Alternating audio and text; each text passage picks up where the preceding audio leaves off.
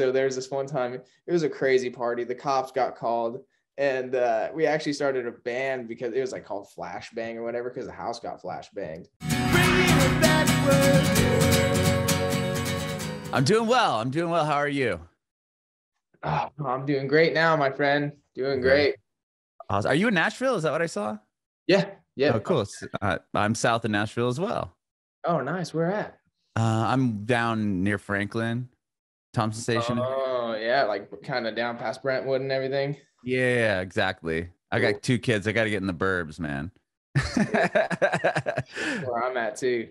Oh, really? Yeah. Well, I'm in Hendersonville, but I'm in the burbs. Okay. So, very cool, man. Well, I moved here from California. I did see that you're from Colorado. We'll talk about that.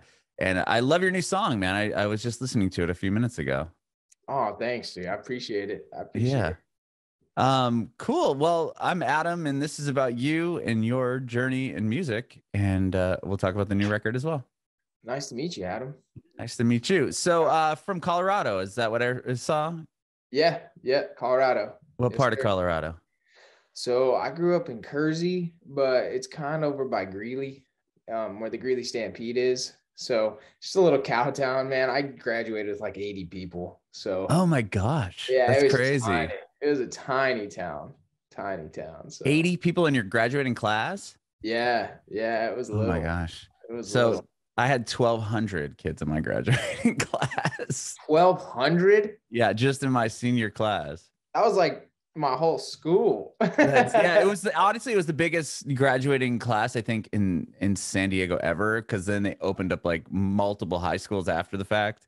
So it was just like this area I was from just started to really grow, and then they're like didn't know what to do, so they had to build a bunch of schools. But anyway, that's just crazy. 80 people. I'm just trying to like imagine how small that is. Everyone knew everyone, man. It was crazy. Everybody knew everybody, and yeah, you didn't have any secrets. I was gonna say, yeah. I mean, growing up there, like you must have just grown up with all those kids, right? I mean, you said, you know everybody. So like 80 kids. Were you?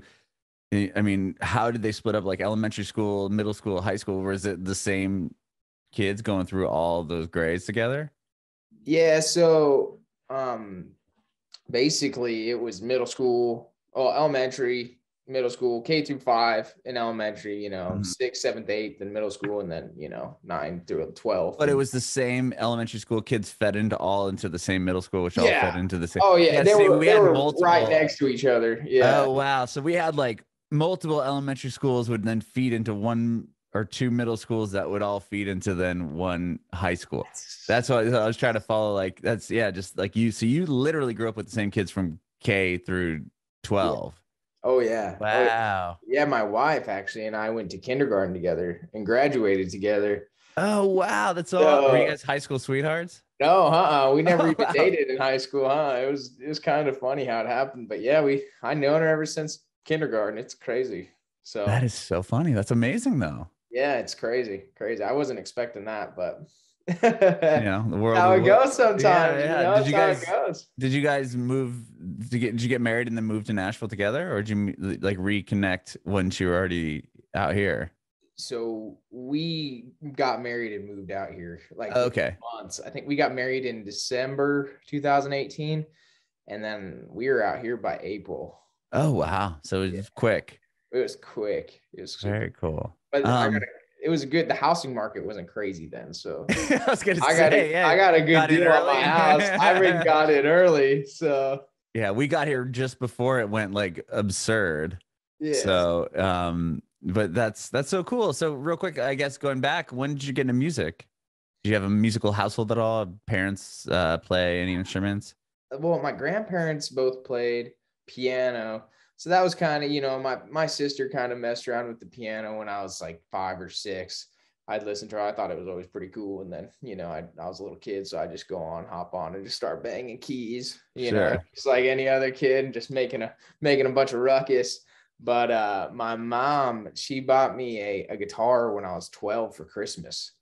And then she got me into a cover band when I was like, couple months after that. She had worked with a guy he was like 50 or so, Mm-hmm. And he, they did a cover band and they'd play for like 4 hours. They'd get together every week, play together for 4 hours, just like they'd play a show. And then, so I got going on that, and they gave me all their chord charts. And before I knew it, I was playing lead guitar because, the singer, his name was Tom Cable, and old guy.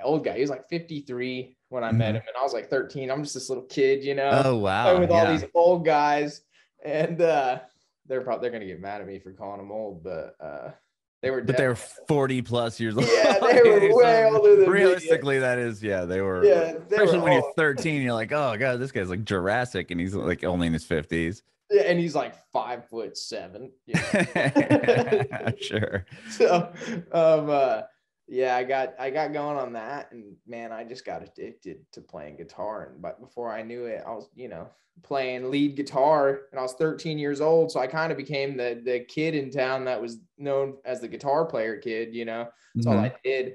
I had like long hair, I was all into classic rock and sure. So I was that guy for growing up, and just playing, and then played in a couple bands, started writing songs when I was about 16, 17. And because I was like, man, how can you make any money off this? Like gigs don't pay that well, Yeah. So I just want to back up real quick for a second here. So you got the guitar at 12, and you said a couple months after that's when your mom connected you with these people that had the cover band. Yeah. So how quickly, were you just playing constantly, and then she was like, you should play it? Like, to learn that quickly, you must have just been, that's all you were doing. Oh, I was obsessed. It's all I could think about. Yeah, it was one of those things where I, how they say you go to the bathroom with your guitar? Right. That was me. I was addicted. So it was constant, man. I'd go to school, I was thinking about songs, drawing out guitars, and man, I think back to those times, and there was just like, there was so much growth and so much excitement and inspiration in my life. Cause man, I've never felt that much joy from something, cause it was, to get good at something like guitar, cause it's painful at first. If you've ever, when you first start playing guitar, it's like, it hurts.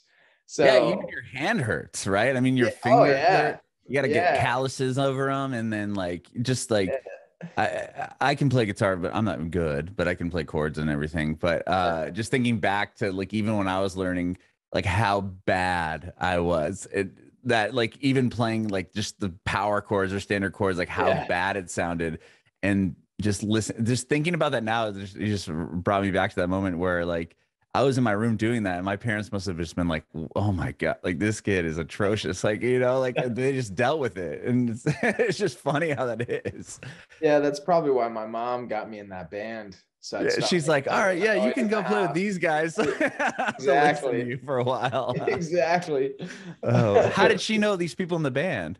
So she worked with the lead singer. They together Pink Supers. So it worked out. It was incredible how it all fell into place. But yeah, she met him, and they were always good friends. And they just I went over there. I didn't even have an electric guitar at the time. I just had I had a little acoustic that they just bought me. And then I had a Kmart electric guitar, right? Okay. And then the acoustic guitar didn't have a mic, nothing on it. So I just go over there with that, and they're laughing at me, Yeah, they're just plugged in, and they're all jamming out with their amps and all this stuff. And it's louder. Oh my gosh, they played so loud when I think back to it. But yeah, they were just laughing at me. So not long after that, my mom got me another guitar. Thank goodness for my mother and my dad. They were both super supportive. They bought me so many guitars. I still have some of the guitars they bought me. Do you have that first one you got when you were 12? No, it got stolen. It got stolen. I lended it to my ex-girlfriend, and she said it got stolen out of her trunk, but it was kind of after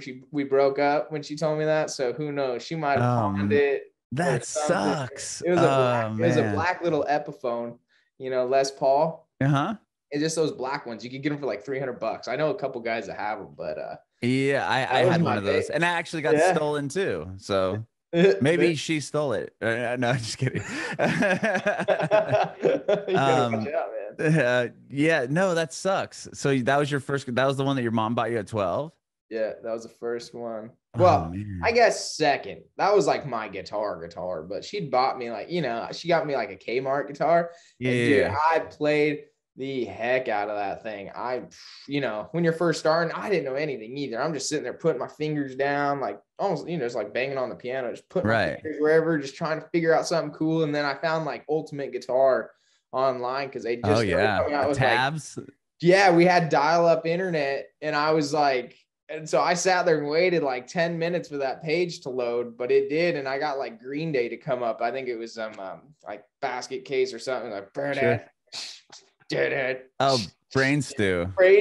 Yeah. Brain Stew. And I played that song on repeat. I was like, wow. I was like, I'm doing it finally. Like, there's actually sound coming out of this thing. So once that happened, oh, dude, it was over. It was over. I couldn't stop. And still to this day, dude, I'm literally playing guitar. Right before I hopped on, I'm doing some sideman stuff. So I've been cramming through sets, so I'm still doing the same thing, dude. And I'm 28. That's cool. It's yeah. Well, you said you started writing songs in 16-ish. Yeah, 16, 17 is when I started writing. What changed? Like, I mean, obviously you were playing with how long did you play with these guys? Like this cover band, was that something that you did for a long time? I played with them until I was about a sophomore in high school. So around that time. Yeah, so it was about 4 years. And then, I kind of started getting into music. And then I met this lead singer. His name was Josh Shear, and he still has a band called Pandas and People that we started together. And he was really into writing, and he wanted to write stuff and get it on the radio. And he kind of introduced me to like the whole recording session world. Mm-hmm. And so, I started writing songs with him, and he was a lot older than me too. He was about, when I met him, I think he was a senior in college, and I'm just I was a sophomore in high school. Yeah. So he's going to be like 21, 22. Oh yeah. And we went out and partied with him too. In those parties, cause he was out at CSU in Fort Collins. And, and actually, so there's this one time, it was a crazy party. The cops got called. And we actually started a band because it was like called Flashbang or whatever, because the house got flashbanged. Oh, what's flashbanged? I'm old. Like flashbang, like when the cops toss in like a flashbang and it blows up in the house, and like it makes a loud sound and you get kind of peppered. What? I've never heard of this. Oh my God. Crazy, man. I could not. And there was like a cop sitting out on the porch, and they had like this, Ultron voice saying, "Come out of the house." And I'm like 14. I'm like, what is going on right now? Yeah, just like for 16. A party? Yeah, it was a party, but he'd done. I can't really talk about what he did. He did some bad stuff. They didn't show up for the party. That's the point. Unfortunately, it would have been cool if they did, especially. Oh, see, I thought the party was going that was rocking that hard that they. Well, it was rocking that hard. Oh yeah, but I mean to throw a thing to stop it, right? A flashbang.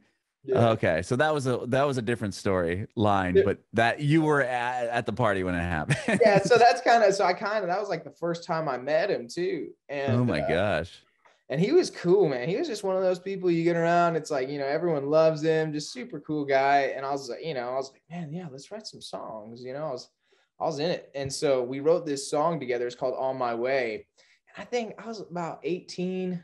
I think I might've been in high school. I might've just graduated, but it won like this radio competition in Colorado and was spinning on the radio. Oh, wow. And cool. We went in the studio and did that all together. Like I played all the banjo parts, all the acoustic guitar, and like programmed a bunch of stuff and wrote it with him. And we put it out, and then it won that competition. So we're like, dude, we got to start like a band, because we got to play a show for this thing. Right. So that's kind of how that band started. And ever since then, man, I did some side gig and stuff, like some sideman stuff, but I loved it. Was a folk band too. It was like folky pop kind of type deal. But I was into country, man. I was always into country. Brad Paisley. I saw Brad Paisley when I was a junior in high school on YouTube, and he was just ripping it and singing, playing lead guitar. And I'm like, oh yeah. Okay. That's what you wanted to do. Sure. That's what I'm doing. So yeah. And that's what got me into the oil field, actually. So, because I was like, I gotta have that guitar and that amp. Oh, so you started working to get that equipment, like guitar. And so I did that. And wow, so you got a job in the oil field just to pay for the guitar that Brad Paisley had? Yeah, exactly. Oh my gosh, how long did it take you to get it?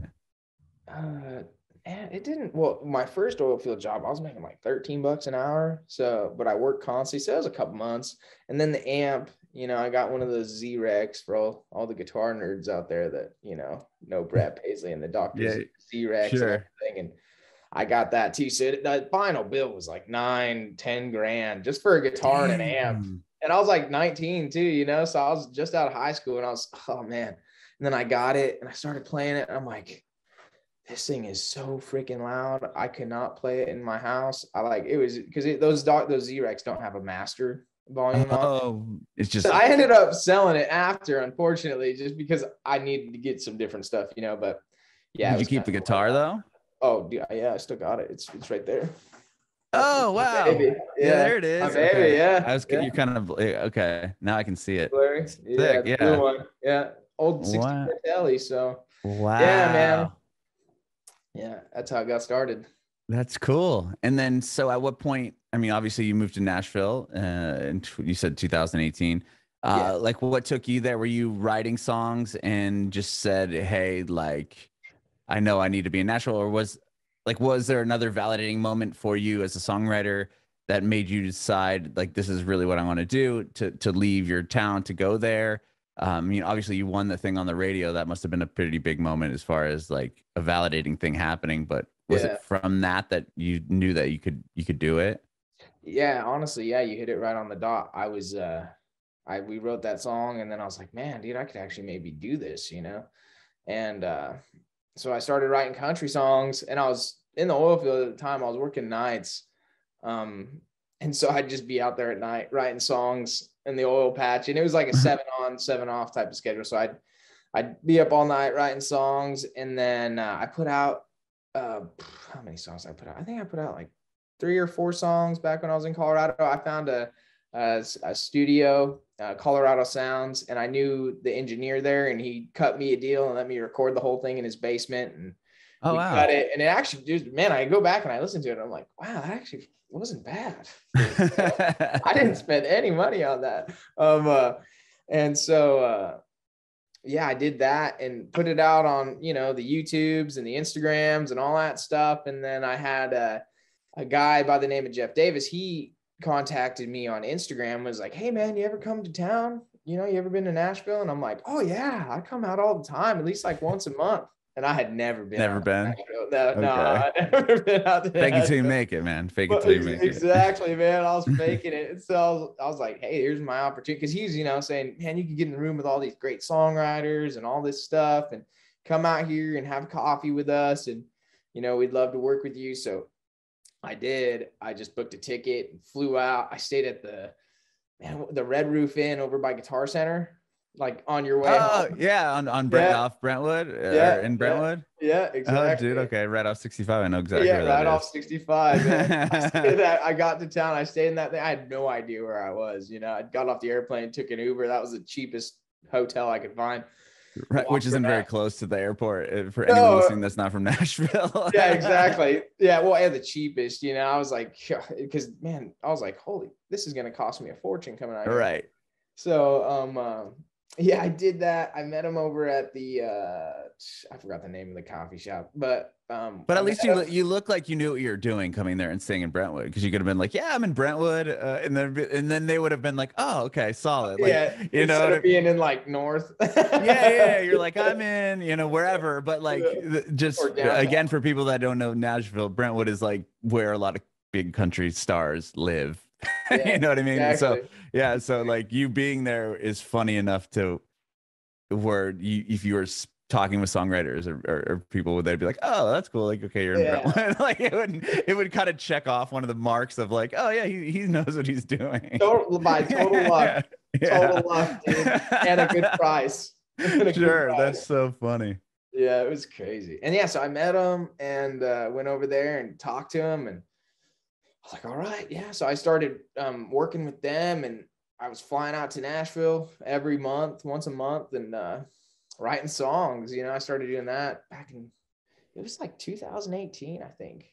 That's when I started doing that. And so, yeah, I was working in the oil field then, and then kind of how it just metastasized is my wife and I got married, and then and we already had Amira, my daughter, and so we got a house out in Nashville, but I kept my job in Colorado because it was an 8 on 6 off schedule. So I was just flying back and forth every week. Oh, okay. So that's how the whole oil field thing still played into the story to this day, because I was still running back and forth every Wednesday and work. So I'd work for 8 days, come home, do the whole artist thing, and then go back to work and then work. Sure, you got to do what you got to do. Yeah, and it's been great. Honestly, I was doing that up until April of this year. So I'm like on my first, I'm doing it now. So oh wow. So now is when you're just doing music full time. Doing music full time. Well, and all kinds of, right. You know how it goes. But yeah. Sure. So yeah, I'm doing music full time, and it's crazy. It's incredible. It's like, I always tell people too, it's like, when you don't eat for a while and then you finally eat some food. Yeah. You're like, wow, this is nice. Like, sure. I'm not like getting on a plane.